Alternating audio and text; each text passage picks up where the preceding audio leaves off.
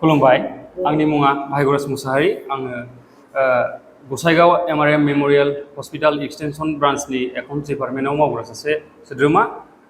आरो जोङो दानो जोंनि हस्पिटालनि बारै जोङो बुंनो थांगोन जोंनि हस्पिटालाव मा फेसिलिटिसफोर दङ एबा मा फाहामथाय होनाय जायो आरो मा खेत्रआव मा खारनाव जोङो बे हस्पिटालखौ खुलिनाय जादों जोङो बुंनो थाङोबा जोंना गामिफ्रावबो गोबां जोंना पेशेन्टफोर थायो गोबां सैसोनानै थायो किन्तु मा खालामो गासैबो पेशेन्टफ्रा माने बांसिन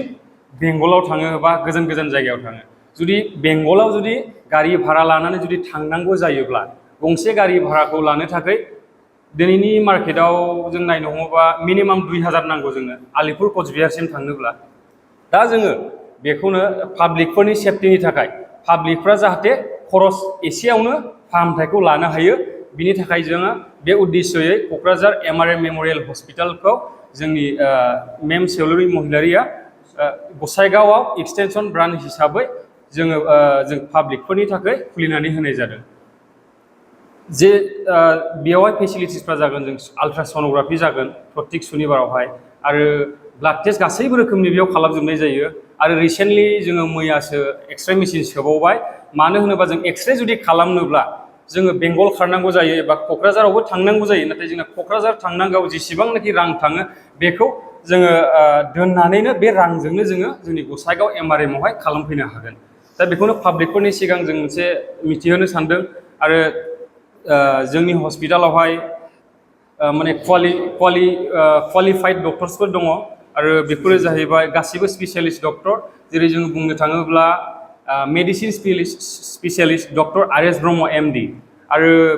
बिजों लोगोसे डक्टर दिगन्त बड' जेनेरेल सार्जन आरो बेजों लोगोसे जोंहा दंबावो डक्टर जिलि बसुमतारी गायनकलजि माने